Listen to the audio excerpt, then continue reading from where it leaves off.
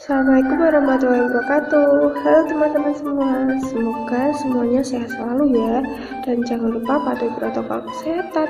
Oke, di sini kami dari kelompok 6 yang beranggotakan saya sendiri, Anazwita Safitri, yang kedua Andini Nabila, yang ketiga Siska Dewi Trimukti, yang keempat adalah Muhammad Aris Kunafi, ingin mempresentasikan hasil diskusi dari kelompok kami yang membahas mengenai audit siklus akuisisi dan pembayaran serta pengujian pengendalian, pengujian substantif atas transaksi dan utang usaha. Tetap stay tune ya.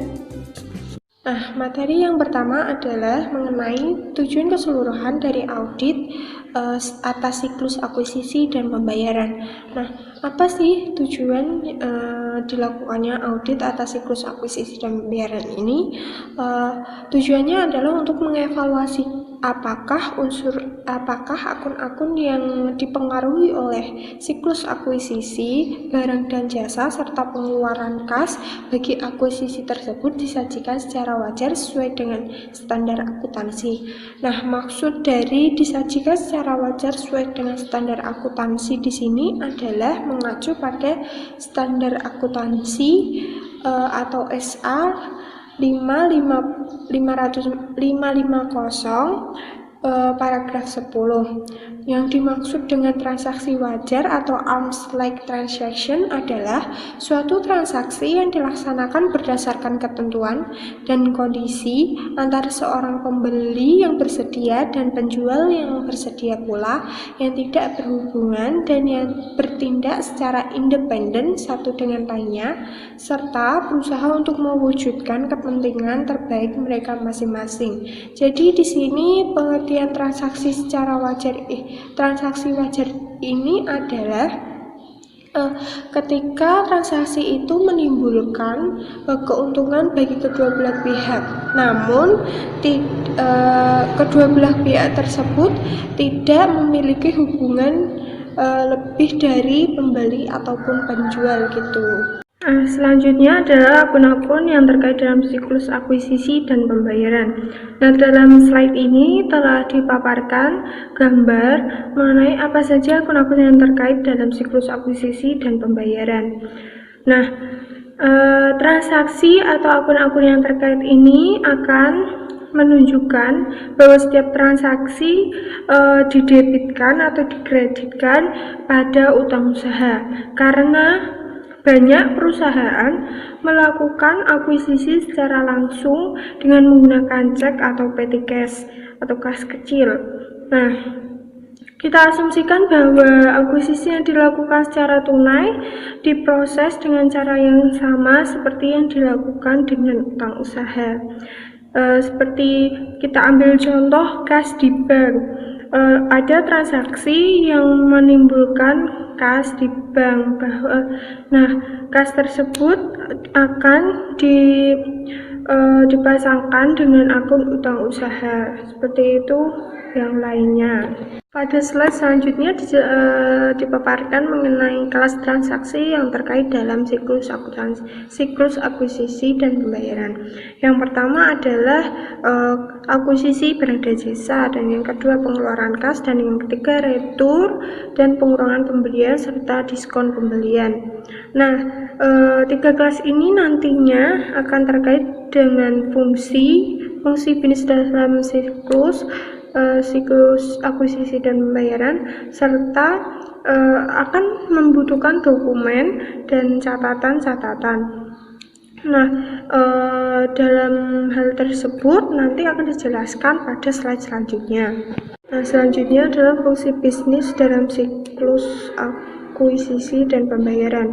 Nah, dalam fungsi bisnis ini terkait dengan tiga kelas transaksi yang sebelumnya tadi. Yang pertama, akuisisi barang dan jasa, yaitu pengeluaran kas, dan yang ketiga retur dan pengurangan pembelian serta diskon pembelian.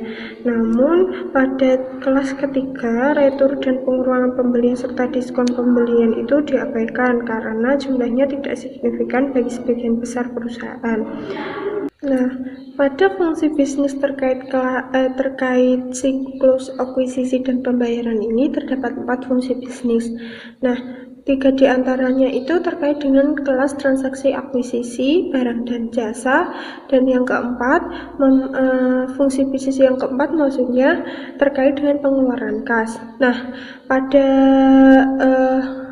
fungsi bisnis yang terkait dengan kelas transaksi akuisisi itu, yang pertama adalah memproses pesanan pembelian, dan yang kedua menerima barang dan jasa, dan yang ketiga mengakui kewajiban. Sedangkan fungsi bisnis yang terkait dengan kelas transaksi pengeluaran kas itu fungsi bisnisnya yaitu memproses dan mencatat pengeluaran kas. Selanjutnya adalah dokumen dan catatan terkait untuk siklus akuisisi dan pembayaran.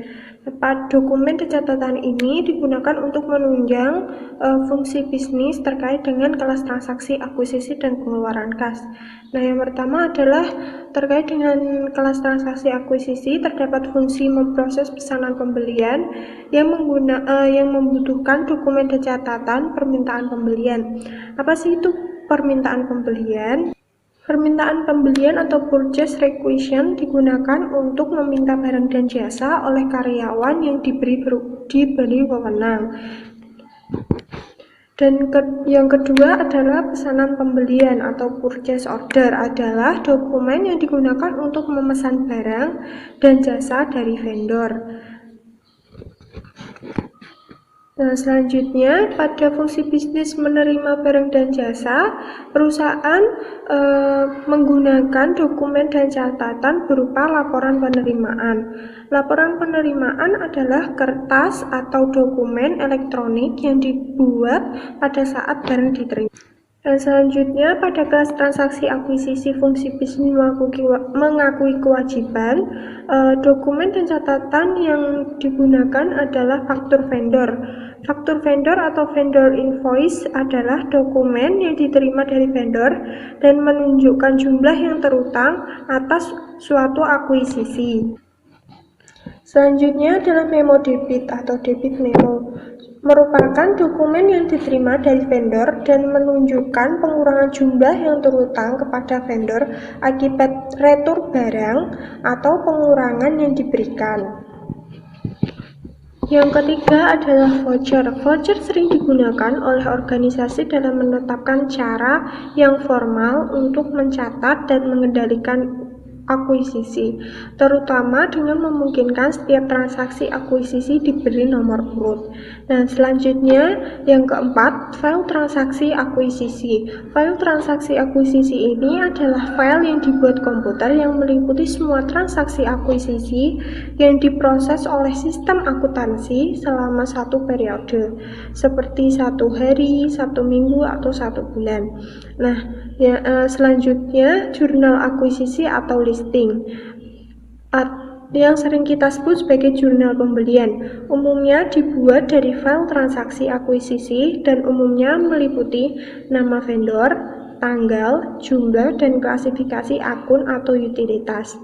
Nah, yang selanjutnya setelah jurnal memerlukan file induk utang usaha. File induk utang usaha atau account payable master file digunakan untuk mencatat transaksi akuisisi, pengeluaran kas, serta retur dan pengurangan akuisisi untuk setiap vendor. Selanjutnya adalah neraca saldo utang usaha atau account payable trial balance, mencantumkan jumlah yang terutang pada setiap vendor atau dari setiap faktur atau voucher pada suatu titik waktu. Dan yang terakhir, pada fungsi bisnis, dokumen yang diperlukan adalah laporan vendor. Laporan vendor adalah dokumen yang disiapkan setiap bulan oleh vendor dan menunjukkan saldo awal, akuisisi, retur, dan pengurangan pembayaran kepada vendor, dan saldo akhir. Dan selanjutnya adalah fungsi bisnis memproses dan mencatat pengeluaran kas. Terkait dengan kelas transaksi pengeluaran kas itu membutuhkan dokumen. Yang pertama adalah cek. Cek adalah dokumen digunakan untuk membayar akuisisi ketika pembayaran sudah jatuh tempo. Nah, yang kedua yang digunakan adalah file transaksi pengeluaran kas atau cash disbursement transaction file. File yang dibuat dengan komputer yang mencantumkan semua transaksi pengeluaran kas yang diproses oleh sistem akuntansi selama suatu periode seperti 1 hari, 1 minggu, dan 1 bulan. Nah, yang terakhir, jurnal atau listing pengeluaran kas. Jurnal atau listing pengeluaran kas adalah laporan yang dibuat dari file transaksi pengeluaran kas yang mencantumkan semua transaksi selama setiap periode waktu. Nah, pada slide selanjutnya diterangkan mengenai metodologi untuk merancang pengujian pengendalian dan pengujian substantif atas transaksi. Pada audit khusus, akun yang paling banyak menyita waktu untuk diverifikasi oleh pengujian atas rincian saldo adalah akun piutang usaha, persediaan, aset tetap, utang usaha, dan beban. Nah, dari kelima akun tersebut, 4 diantaranya itu berkaitan dengan siklus akuisisi dan pembayaran. Nah, jika auditor dapat mengurangi pengujian atas rincian saldo akun dengan menggunakan pengujian pengendalian dan pengujian substantif atas transaksi untuk memverifikasi efektivitas, terdapat akuisisi serta pengeluaran kas, waktu bersih yang dapat dihemat sangatlah besar. Dalam audit yang dilaksanakan dengan baik, pengujian pengendalian dan pengujian substantif atas transaksi untuk siklus akuisisi dan pembayaran menerima perhatian yang sangat besar, terutama apabila klien memiliki pengendalian internal yang efektif. Nah, dalam pengujian pengendalian dan pengujian substantif ini, untuk siklus akuisisi dan pembayaran dibagi ke dalam 2 bidang yang luas. Yang pertama, pengujian akuisisi yang meliputi 3 dari 4 fungsi bisnis yang telah dibahas sebelumnya. Dan yang kedua adalah pengujian pembayaran. Pengujian pembayaran ini menyangkut fungsi yang keempat, yaitu memproses dan mencatat pengeluaran kas. Nah, selanjutnya akan dibahas pengendalian internal, kunci untuk setiap fungsi bisnis yang digambarkan sebelumnya dalam bab ini. Nah, hal tersebut merupakan otorisasi pembelian. Yang kedua, pemisahan fungsi penyimpanan barang yang diterima dari fungsi lainnya. Yang ketiga, pencatatan yang tepat waktu dan review yang independen atas transaksi. Dan yang keempat adalah otorisasi pembayaran kepada vendor. Yang pertama adalah otorisasi pembelian. Nah, otorisasi yang tepat untuk melakukan akuisisi akan memastikan bahwa barang dan jasa yang diperoleh adalah demi memenuhi tujuan perusahaan yang diotorisasi dan menghindari akuisisi item yang berlebihan atau tidak diperlukan. Dan yang kedua adalah pemisahan penyimpanan aset dari fungsi lainnya. Sebagai besar perusahaan, meminta Departemen Penerimaan untuk mulai membuat laporan penerimaan sebagai bukti penerimaan dan pemeriksaan barang. Nah, yang ketiga adalah pencatatan yang tepat waktu dan review independen atas transaksi. Dalam beberapa perusahaan, pencatatan kewajiban atas akuisisi dibuat atas dasar penerimaan barang dan jasa. Dalam perusahaan lain, pencatatan ditangguhkan hingga faktur vendor diterima. Nah, yang terakhir adalah otorisasi pembayaran. Pengendalian yang paling penting terhadap pengeluaran kas termasuk 1. Penandatangan cek oleh individu yang memiliki wewenang yang tepat. Yang kedua, pemisahan tanggung jawab untuk menandatangani cek dan melaksanakan fungsi utang usaha. Dan yang ketiga adalah pemeriksaan yang cermat atas dokumen pendukung oleh si penandatangan cek pada saat cek ditandatangani. Setelah mengidentifikasi pengendalian internal kunci dan defisiensi, auditor menilai risiko pengendalian. Ya, selanjutnya di sini saya akan menjelaskan 4 dari 6 tujuan audit yang berkaitan dengan transaksi akuisisi. Yang pertama yaitu tujuan keterjadian, di mana di sini akuisisi yang dicatat adalah untuk barang dan jasa yang diterima secara konsisten dengan kepentingan utama dari klien. Di sini, jika auditor yakin bahwa pengendalian sudah memadai untuk tujuan ini, pengujian atas transaksi yang tidak benar dan transaksi yang dicatat padahal tidak ada dapat dikurangi secara drastis. Pengendalian yang memadai juga dapat mencegah klien untuk mencantumkan beban bisnis dan transaksi aktiva yang curang. Yang kedua yaitu tujuan kelengkapan. Di sini akuisisi yang ada telah dicatat atau belum. Ya, dalam beberapa audit mungkin sulit untuk melakukan pengujian atas rincian saldo, menentukan apakah transaksi yang ada belum dicatat atau belum, sehingga auditor harus mengandalkan pengendalian dan pengujian substantif atas transaksi untuk tujuan ini. Yang ketiga yaitu tujuan keakuratan. Di sini akuisisi yang telah dicatat secara akurat atau belum. Nah, luas pengujian yang terinci atas banyak akun neraca dan beban tergantung pada evaluasi auditor. Keefektifan pengendalian internal terhadap keakuratan transaksi ini yang dicatat. Jika klien menggunakan catatan perpetual, pengujian terinci atas persediaan dapat dikurangi apabila auditor yakin bahwa catatan perpetual sudah akurat atau belum. Lalu yang keempat atau terakhir yaitu tujuan klasifikasi. Di sini akuisisi telah diklasifikasikan dengan benar atau belum. Pengujian terinci atas setiap akun dapat dikurangi jika auditor yakin bahwa pengendalian internal sudah memadai untuk memberikan kepastian yang layak menyangkut klasifikasi yang benar atau belum. Relatif menghabiskan waktu bagi auditor untuk mendokumentasikan pengujian atas akuisisi aktiva tetap demi tujuan keakuratan maupun klasifikasi. Ya, di sini saya akan menjelaskan tentang tujuan audit yang berkaitan dengan transaksi, pengendalian kunci, pengujian pengendalian, dan pengujian substantif atas transaksi untuk pengeluaran kas. Ya, yang pertama yaitu tujuan ketersediaan. Di tujuan ketersediaan ini, ya, pengeluaran kas yang dicatat untuk barang dan jasa yang benar-benar diterima. Untuk pengendalian internal kuncinya yaitu adanya pemisahan tugas yang memadai dan dokumentasi pendukung diperiksa sebelum cek ditandatangani. Lalu untuk pengujian pengendalian yang umum yaitu membahas dan mengamati aktivitas, lalu memeriksa indikasi persetujuan. Untuk pengujian substantif atas transaksi ada mereview jurnal pengeluaran kas, buku besar umum, dan file induk utang usaha, lalu memeriksa cek yang dibatalkan dan lain sebagainya. Lalu selanjutnya yaitu ada tujuan kelengkapan. Di tujuan kelengkapan ini yaitu transaksi pengeluaran kas yang ada telah dicatat. Untuk pengendalian internal kuncinya yaitu ada cek yang telah dipranomori dan diperhitungkan.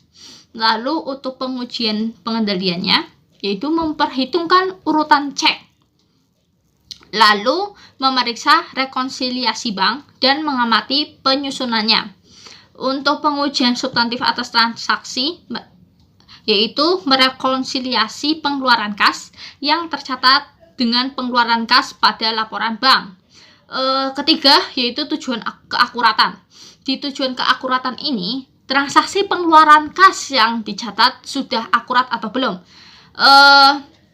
Pengendalian internal kuncinya yaitu ada perhitungan dan jumlah diverifikasi secara internal. Rekonsiliasi disiapkan setiap bulan oleh orang yang independen. Lalu untuk pengujian pengendaliannya ada memeriksa indikasi verifikasi internal, lalu memeriksa rekonsiliasi bank dan mengamati penyusunannya. Lalu ada pengujian substantif atas transaksi. Di sini yaitu membandingkan cek yang dibatalkan, menghitung ulang diskon tunai, menyiapkan bukti pengeluaran kas. Lalu yang keempat yaitu ada tujuan posting dan pengikhtisaran. Di sini transaksi pengeluaran kas telah dicantumkan dengan benar dalam file induk utang usaha dan diikhtisarkan dengan benar. Ya. Pengendalian internal kuncinya ada isi file induk utang usaha diverifikasi secara internal. Lalu isi file induk utang usaha, total neraca saldo dibandingkan dengan saldo buku besar umum, Untuk pengujian pengendaliannya dan memeriksa indikasi verifikasi internal, memeriksa tanda tangan pada akun buku besar. Untuk pengujian substantifnya atas transaksi, yaitu menguji keakuratan dengan memposting jurnal, menelusuri posting ke buku besar serta file induk utang. Selanjutnya yaitu tujuan kelima, yaitu klasifikasi. Di sini transaksi pengeluaran kas telah diklasifikasikan secara benar. Yang pertama yaitu pengendalian internal kuncinya, ada bagian akun yang memadai digunakan, lalu ada klasifikasi akun diverifikasi secara internal. Selanjutnya ada pengujian pengendaliannya. Di pengujian pengendaliannya ini ada memeriksa prosedur manual dan bagian akun, lalu memeriksa indikasi verifikasi internal. Lalu selanjutnya ada pengujian substantif atas transaksi. Di sini ada membandingkan klasifikasi dengan bagian akun yang merujuk ke faktur vendor dan jurnal akuisisi. Selanjutnya yaitu ada tujuan penetapan waktu. Di sini transaksi pengeluaran kas telah dicatat pada tanggal yang benar.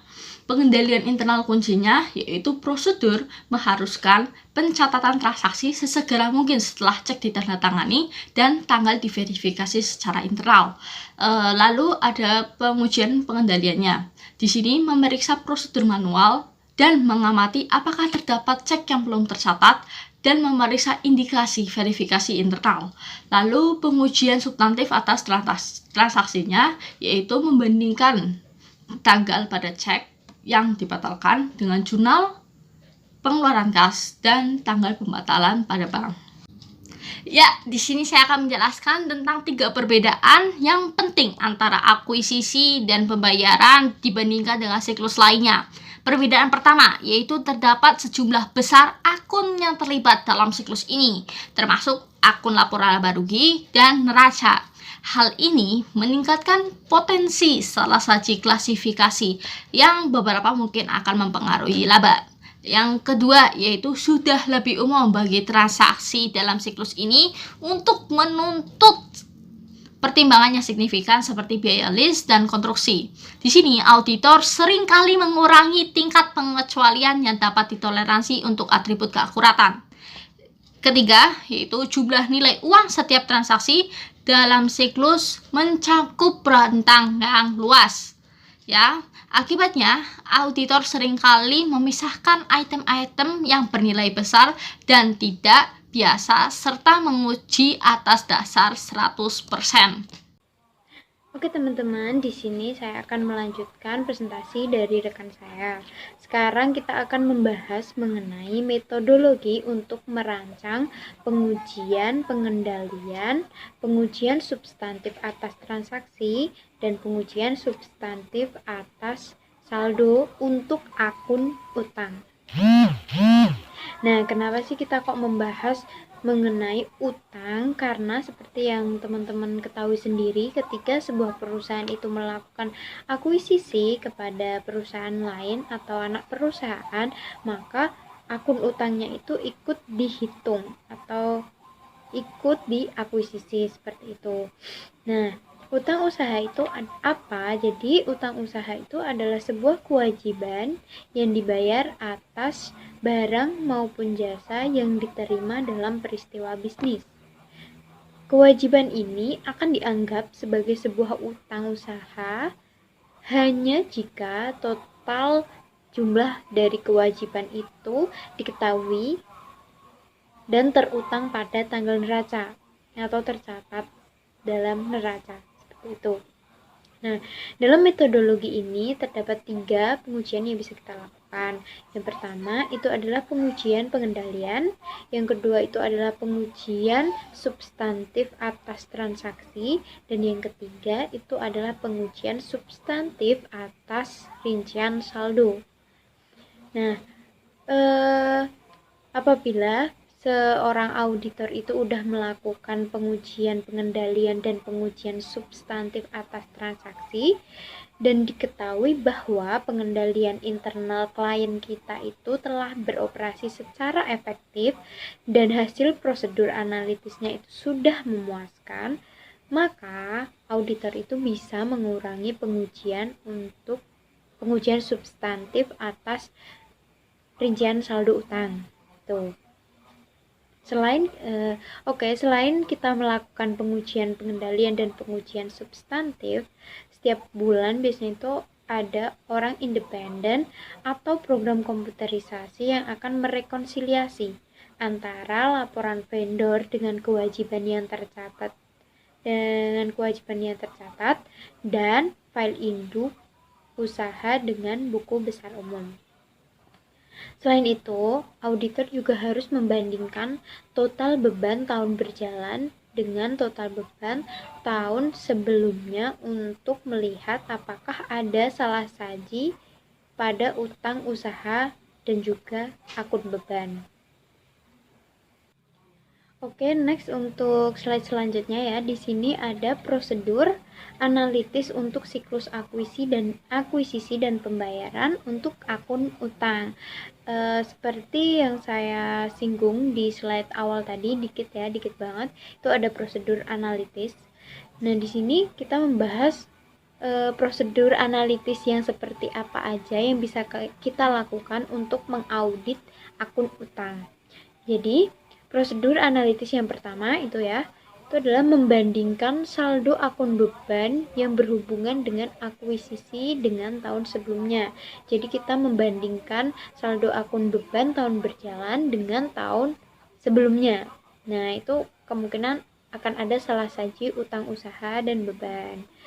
Terus, prosedur analitis yang kedua yaitu mereview daftar utang usaha untuk melihat utang yang tidak biasa, non-vendor, dan utang berbunga. Itu salah saji yang mungkin adalah klasifikasi salah saji untuk kewajiban yang non-dagang. Prosedur analitis yang ketiga itu adalah membandingkan utang usaha individual dengan tahun sebelumnya. Itu salah saji yang mungkin tuh ada akun yang tidak tercatat atau tidak ada atau salah saji. Terus prosedur analitis yang keempat itu ada menghitung rasio seperti pembelian dibagi dengan utang usaha dan utang usaha dibagi dengan kewajiban lancar. Itu mungkin kita bisa melihat salah saji berupa akun yang tidak tercatat, akun yang tidak ada, atau salah saji. Oke, kita lanjut ke slide berikutnya. Di sini kita membahas mengenai tujuan audit yang berkaitan dengan saldo secara umum, dan pengujian atas rincian saldo untuk utang. Jadi khusus untuk utang ya. Nah, dalam tabel ini ada 3 kolom. Yang pertama itu adalah tujuan audit yang berkaitan dengan saldo utang. Yang tengah itu ada prosedur pengujian atas rincian saldo secara umum. Dan yang paling kanan itu adalah komentar atau hal-hal yang mungkin bisa lebih kita perhatikan gitu. Nah, dari tabel ini juga kita bisa merangkum bahwasanya ada 7 tujuan audit yang berkaitan tentang pengujian atas rincian saldo untuk utang. Nah, ketujuh itu adalah yang pertama ada detail in, yang kedua itu eksistensi, yang ketiga kelengkapan, keempat keakuratan, kelima klasifikasi, keenam pisah batas, dan ketujuh itu ada kewajiban. Kita bahas lebih jauh ya. Jadi yang pertama detail in itu adalah ketika utang usaha dalam daftar utang usaha itu sama dengan file induk yang terkait. Totalnya itu ditambahkan dengan benar serta sama dengan buku besar umum. Jadi jumlahnya sama dan ditotal dengan benar. Tujuan yang kedua itu adalah eksistensi. Nah, eksistensi ini mengartikan bahwasanya utang usaha itu memang ada dalam daftar utang usaha perusahaan kita. Jadi tidak dibuat-buat seperti itu. Terus yang ketiga itu adalah kelengkapan. Jadi untuk kelengkapan itu utang usaha yang ada itu telah dicantumkan dalam daftar utang usaha. Jadi lengkap daftar utang usaha kita itu udah tercantum semua kayak gitu. Terus yang keempat itu adalah keakuratan. Nah, keakuratan di sini artinya itu pencatatannya benar, nggak salah kayak gitu.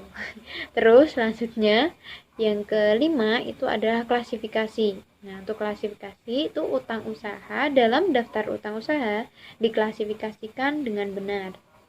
Masuknya di mana, terus tanggalnya, seperti itu. Terus yang keenam itu adalah pisah batas. Nah, untuk pisah batas itu adalah transaksi dalam siklus akuisisi dan pembayaran dicatat pada periode yang tepat. Tuh. Terus yang terakhir atau kewajiban itu mengartikan bahwasanya perusahaan itu memiliki kewajiban untuk membayar kewajiban yang tercakup dalam utang usaha. Itu. Terima kasih.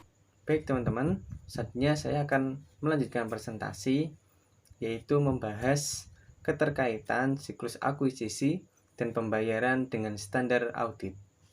Menurut SA 315 menjelaskan bahwa yang pertama, informasi yang diperoleh dari pelaksanaan prosedur penilaian risiko dan aktivitas terkait dapat digunakan oleh auditor sebagai bukti audit untuk mendukung penilaian risiko kesalahan penyajian material.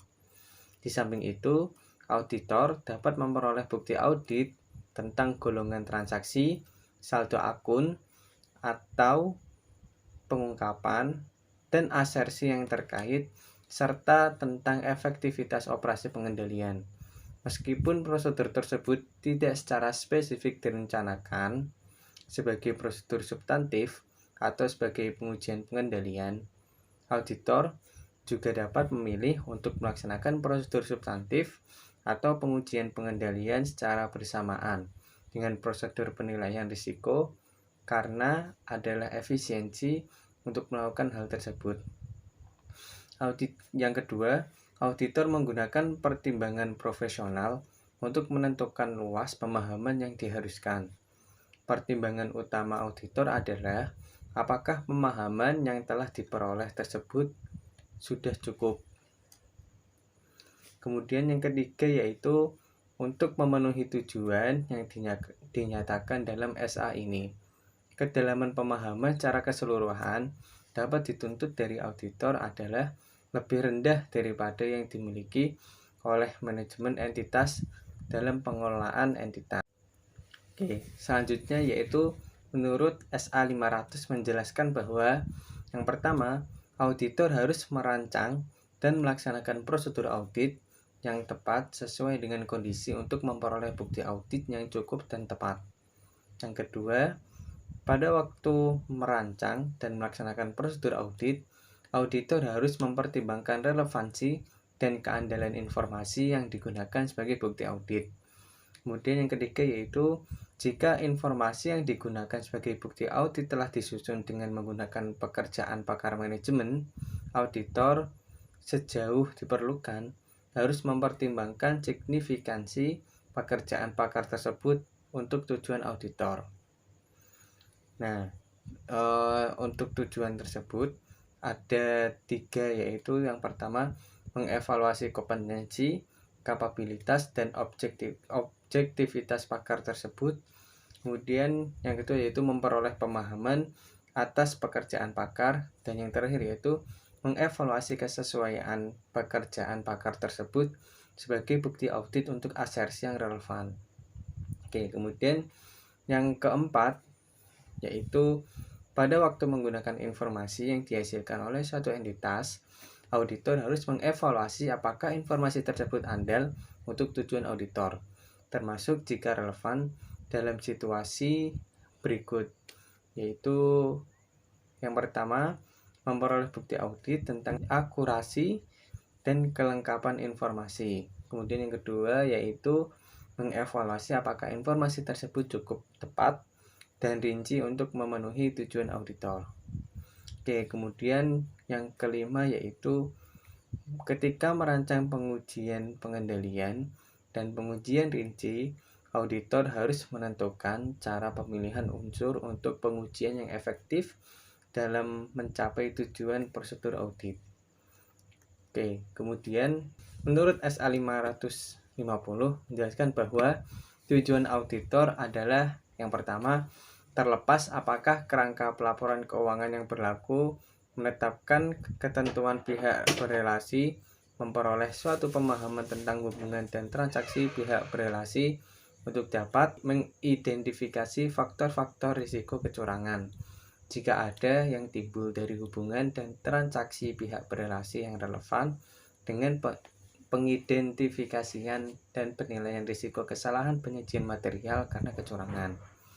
Kemudian menyimpulkan berdasarkan bukti audit yang diperoleh apakah laporan keuangan sejauh ini dipengaruhi oleh hubungan dan transaksi pihak berelasi tersebut. Oke, di sini ada dua pihak berelasi, yaitu yang pertama mencapai penyajian wajar untuk kerangka penyajian wajar, atau yang kedua yaitu tidak menyesatkan untuk kerangka kepatuhan.